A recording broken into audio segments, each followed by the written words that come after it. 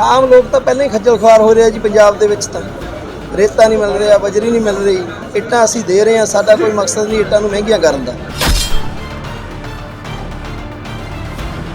यह कुटीर उद्योग अपने झंझटों से वैसे ही वो हो रहा था परेशान, और इस साल जो है कोयले और जीएसटी की मार से यह उद्योग बिल्कुल दम तोड़ दे रहा है।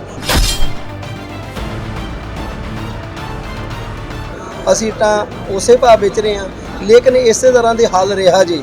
ਅਗਰ ਅਸੀਂ ਪੱਠੇ ਨਹੀਂ ਚਲਾਵਾਂਗੇ, ਇੱਟ ਪੱਠਿਆਂ ਤੇ ਹੋਣੀ ਨਹੀਂ, ਔਰ ਨਾ ਇਹ ਰੇਟ ਰਹਿਣੇ ਆ। ਰੇਟ ਵੀ ਜ਼ਿਆਦਾ ਹੋ ਜਾਊਗਾ ਤੇ ਆਮ ਬੋਝ ਪਬਲਿਕ ਤੇ ਪਵੇਗਾ। पूंजी लगा करके जब उन्होंने कन्वर्ट किया तो एनजीटी और सुप्रीम कोर्ट के माध्यम से उन भट्ठों को भी संचालित करने में उन्होंने बाधा पहुंचाई। ਪੂਰੇ ਦੇਸ਼ ਭਰ ਦੇ ਭੱਠਾ ਐਸੋਸੀਏਸ਼ਨ ਦੇ ਮੈਂਬਰਾਂ ਦੇ ਅਹੁਦੇਦਾਰਾਂ ਦੀ ਲੁਧਿਆਣਾ ਵਿੱਚ ਇੱਕ ਅਹਿਮ ਬੈਠਕ ਹੋਈ, ਜਿਸ ਵਿੱਚ ਪੂਰੇ ਦੇਸ਼ ਭਰ ਦੇ ਅੰਦਰ 1.5 ਲੱਖ ਦੇ ਕਰੀਬ ਭੱਠਿਆਂ ਨੂੰ ਮੁਕੰਮਲ ਬੰਦ ਕਰਨ ਦਾ ਫੈਸਲਾ ਲਿਆ ਗਿਆ ਹੈ। ਇੰਨਾ ਹੀ ਨਹੀਂ, ਸਰਕਾਰੀ ਕੰਮਾਂ ਦੇ ਵਿੱਚ ਇੱਕ ਵੀ ਇੱਟ ਸਪਲਾਈ ਨਾ ਕਰਨ ਦਾ ਵੀ ਭੱਠਾ ਐਸੋਸੀਏਸ਼ਨ ਵੱਲੋਂ ਫੈਸਲਾ ਲਿਆ ਹੈ। 23 ਜੂਨ ਨੂੰ ਪਹਿਲਾਂ ਪੰਜਾਬ ਬਰੀਕ ਐਸੋਸੀਏਸ਼ਨ ਵੱਲੋਂ ਪੰਜਾਬ ਦੇ ਅੰਦਰ ਭੱਠਿਆਂ ਨੂੰ ਬੰਦ ਕਰਨ ਦਾ ਫੈਸਲਾ ਲਿਆ ਗਿਆ, ਜਿਸ ਤੋਂ ਬਾਅਦ ਅੱਜ ਪੂਰੇ ਦੇਸ਼ ਦੇ ਭੱਠਾ ਐਸੋਸੀਏਸ਼ਨ ਨੇ ਬੈਠਕ ਕਰਕੇ ਇਸ ਗੱਲ ਦਾ ਐਲਾਨ ਕਰ ਦਿੱਤਾ ਹੈ। ਲੁਧਿਆਣਾ ਦੇ ਵਿੱਚ ਹਰਿਆਣਾ, ਉੱਤਰ ਪ੍ਰਦੇਸ਼, ਸਾਡੇ ਦੇਸ਼ ਦੇ ਹੋਰਨਾਂ ਹਿੱਸਿਆਂ ਤੋਂ ਵੀ ਆਏ ਭੱਠਾ ਮਾਲਕਾਂ ਅਤੇ ਐਸੋਸੀਏਸ਼ਨ ਦੇ ਮੈਂਬਰਾਂ ਨੇ ਸਾਂਝੇ ਤੌਰ ਤੇ ਇਹ ਫੈਸਲਾ ਲਿਆ। ਉਹਨਾਂ ਨੇ ਕਿਹਾ ਕਿ ਕੇਂਦਰ ਸਰਕਾਰ ਵੱਲੋਂ GST ਦੀ ਸਲੈਬ 5% ਤੋਂ ਵਧਾ ਕੇ 12% ਕਰ ਦਿੱਤੀ ਹੈ। ਇਸ ਤੋਂ ਇਲਾਵਾ ਕੋਲੇ ਦੀਆਂ ਕੀਮਤਾਂ 'ਚ ਵੀ 4 ਗੁਣਾ ਵਾਧਾ ਕੀਤਾ ਗਿਆ, ਜਿਸ ਕਰਕੇ ਇਹ ਹਾਲਾਤਾਂ ਦੇ ਵਿੱਚ ਉਹ ਭੱਠਾ ਨਹੀਂ ਚਲਾ ਸਕਦੇ। ਪੂਰੇ ਦੇਸ਼ ਦੇ ਵਿੱਚ 1.5 ਲੱਖ ਦੇ ਕਰੀਬ ਭੱਠਿਆਂ ਨੂੰ ਬੰਦ ਕਰਨ ਦਾ ਫੈਸਲਾ ਲਿਆ ਗਿਆ ਹੈ। ਉਹਨਾਂ ਨੇ ਕਿਹਾ ਕਿ ਕਰੋੜਾਂ ਲੋਕ ਸਾਡੇ ਨਾਲ ਸਿੱਧੇ ਅਤੇ ਅਸਿੱਧੇ ਤੌਰ ਤੇ ਜੁੜੇ ਹੋਏ ਨੇ। ਇੰਨਾ ਹੀ ਨਹੀਂ, ਇਹ ਕੰਮ ਉਹਨਾਂ ਦਾ ਸਾਡੀ ਸੱਭਿਅਤਾ ਨਾਲ ਜੁੜਿਆ ਰਿਹਾ ਹੈ, ਪਰ ਹੁਣ ਹਾਲਾਤਾਂ ਨੂੰ ਵੇਖਦਿਆਂ ਉਹਨਾਂ ਨੇ ਮਜਬੂਰੀ ਬਸ ਇਹ ਫੈਸਲਾ ਲਿਆ ਹੈ। ਉਹਨਾਂ ਨੇ ਕਿਹਾ ਕਿ ਅਸੀਂ ਫਿਲਹਾਲ ਤਾਂ ਜੋ ਸਟਾਕ ਪਿਆ ਹੈ ਉਹ ਪੁਰਾਣੇ ਰੇਟਾਂ ਤੇ ਵੇਚ ਰਹੇ ਹਾਂ, ਪਰ ਇਹ ਜਦੋਂ ਖਤਮ ਹੋ ਜਾਵੇਗਾ ਤਾਂ ਸਟਾਕ ਨਹੀਂ ਬਣੇਗਾ, ਜਿਸ ਕਰਕੇ ਲੋਕਾਂ ਨੂੰ ਵੀ ਮੁਸ਼ਕਲ ਦਾ ਸਾਹਮਣਾ ਕਰਨਾ ਪਵੇਗਾ। ਉਹਨਾਂ ਕਿਹਾ ਕਿ ਲੋਕ ਤਾਂ ਪਹਿਲਾਂ ਹੀ ਰੇਤੇ ਬਜਰੀ ਨਾ ਮਿਲਣ ਕਰਕੇ ਖੱਜਲ ਖੁਆਰ ਹੋ ਰਹੇ ਨੇ। ਉਹਨਾਂ ਨੇ ਕਿਹਾ ਕਿ ਪੰਜਾਬ ਸਰਕਾਰ ਇਸ ਮਸਲੇ ਵਿੱਚ ਦਖਲ ਦੇ ਕੇ ਤੁਰੰਤ ਜੋ GST ਦੀ ਸਲੈਬ ਵਧਾਈ ਗਈ ਹੈ ਉਸ ਨੂੰ ਵਾਪਸ ਕਰਾਵੇ, ਅਤੇ ਨਾਲ ਹੀ ਸਰਕਾਰ ਕੋਲੇ ਦੀਆਂ ਕੀਮਤਾਂ ਤੇ ਵੀ ਲਗਾਮ ਲਗਾਏ ਤਾਂ ਜੋ ਉਹ ਭੱਠਿਆਂ ਦੀਆਂ ਚਿਮਨੀਆਂ ਨਾ ਬੁਝਣ ਦੇਣ। ਉਹਨਾਂ ਨੇ ਕਿਹਾ ਕਿ ਉਹਨਾਂ ਨੇ ਪਹਿਲਾਂ ਵੀ ਲੱਖਾਂ ਕਰੋੜਾਂ ਰੁਪਏ ਲਗਾ ਕੇ ਆਪਣੇ ਭੱਠਿਆਂ ਨੂੰ ਵਾਤਾਵਰਣ ਦੇ ਮੁਤਾਬਕ ਇਕੋ ਫਰੈਂਡਲੀ ਬਣਾਇਆ ਸੀ, ਪਰ ਹੁਣ ਕੱਚੇ ਮਾਲ ਦੀ ਕੀਮਤਾਂ ਵਿੱਚ ਵਾਧੇ ਕਰਕੇ ਅਤੇ GST ਸਲੈਬ ਵਧਾਏ ਜਾਣ ਕਰਕੇ ਉਹਨਾਂ ਨੇ ਇਹ ਫੈਸਲਾ ਲਿਆ ਹੈ। ਰਮੇਸ਼ ਮੋਹੀ, ਪ੍ਰਧਾਨ ਭੱਠਾ ਐਸੋਸੀਏਸ਼ਨ ਪੰਜਾਬ। ਜੀ, ਅੱਜ ਦੀ ਮੀਟਿੰਗ ਦਾ ਕੀ ਏਜੰਡਾ ਰੱਖਿਆ ਗਿਆ ਸੀ ਔਰ ਅੱਜ ਦੀ ਮੀਟਿੰਗ ਦਾ ਕੀ ਸਿੱਟਾ ਨਿਕਲਿਆ?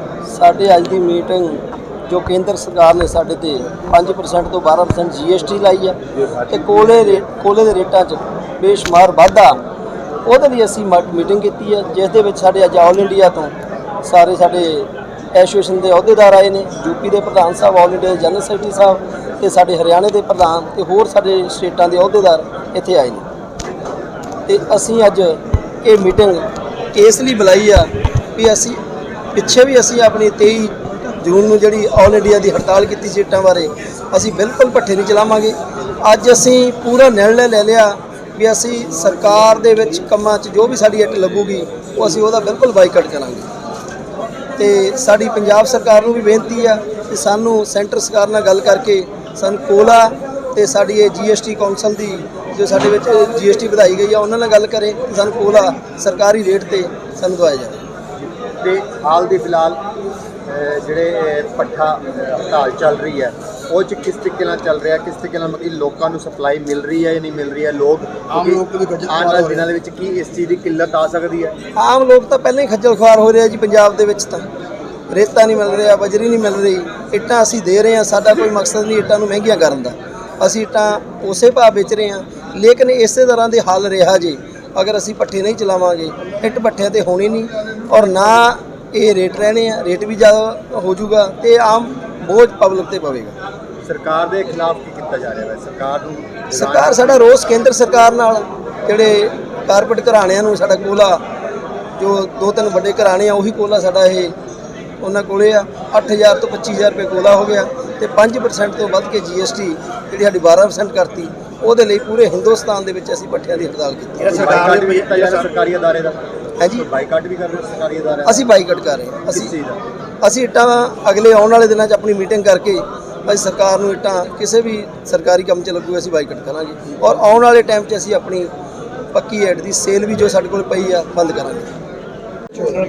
जी सर जी आज की बैठक की गई है कि झंडा की कहना चाहते कि भारतीय संस्कृति और सभ्यता से जुड़ा हुआ ईंट उद्योग है और जिसका एक बहुत पुराना इतिहास है और ये सीजनल कुटीर उद्योग है जिसमें करोड़ों लोग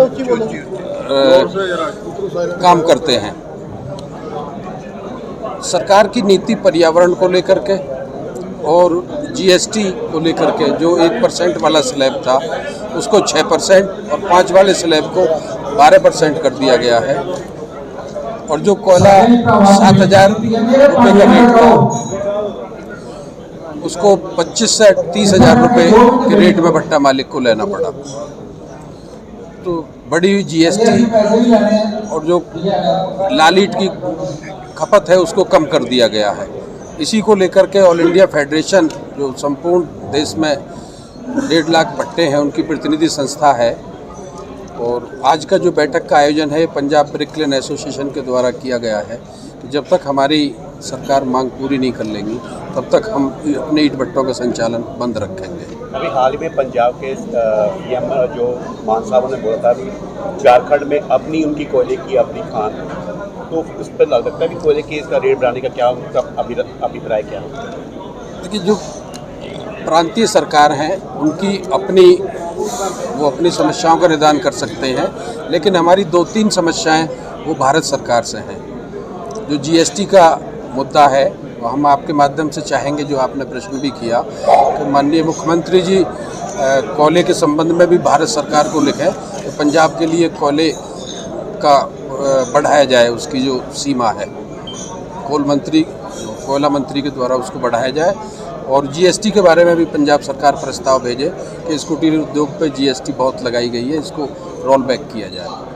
सर केंद्र सरकार कह रही है कि जो हम ब्रिक्स बना रहे हैं, सीमेंटेड जो नई ब्रिक्स आ रही है उसको अगर कंपेयर करें बहुत सस्ती पड़ती है और बनाने में बहुत इजीली होती है, जो उसका आप जो सीमेंटेड एक सरकार कहती है बताइए कि बहुत इजीली बनती है और सस्ती होती है। सस्ती तो नहीं है वो ईंटें, इजीली बन सकती है, लेकिन फ्लाई ऐश ईंटों के बारे में जो है टाटा और भाभा एटॉमिक रिसर्च इंस्टीट्यूट और तमाम यूरोपियन बड़ी लैबों की जो रिपोर्ट आई है कि फ्लाई ऐश के बने मकानों में रहने वाले को चर्म रोग, दमा, सांस की बीमारियां और कैंसर जैसी रोगों के होने की संभावनाएं बहुत ज़्यादा हैं।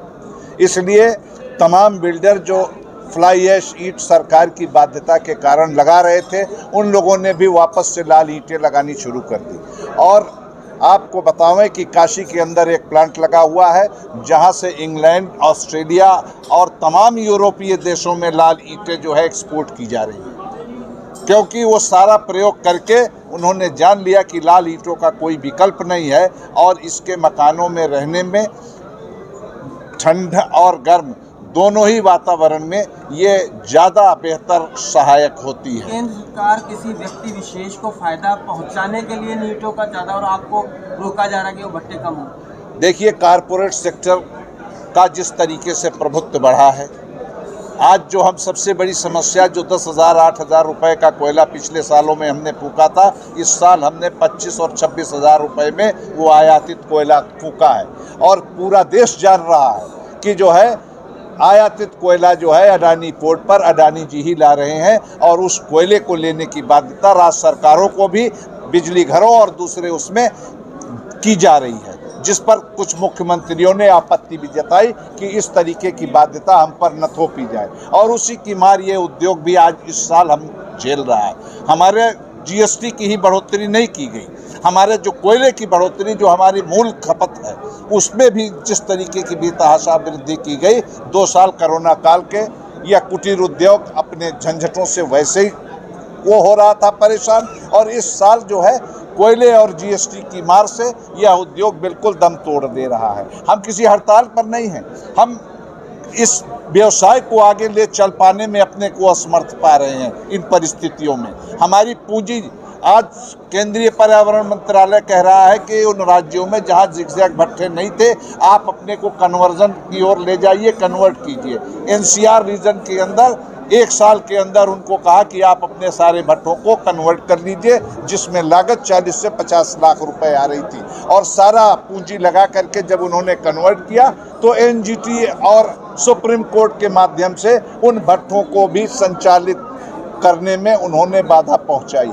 आज हम अपनी बची खुची पूंजी लगा करके अगर कन्वर्जन की ओर चले भी जाते हैं तो हमारे लिए कोई रोड मैप नहीं है कि यह उद्योग कितने दिन चलेगा। तो ऐसी स्थिति में इस कुटीर उद्योग के पीछे जो कारपोरेट लोग लगे हैं, वो तमाम तरीके के एनजीओज के माध्यम से और तमाम दूसरे माध्यमों से इसके ऊपर हमले करते चले आ रहे हैं। वो हमले इस समय ज़्यादा तेज हो गए। धन्यवाद।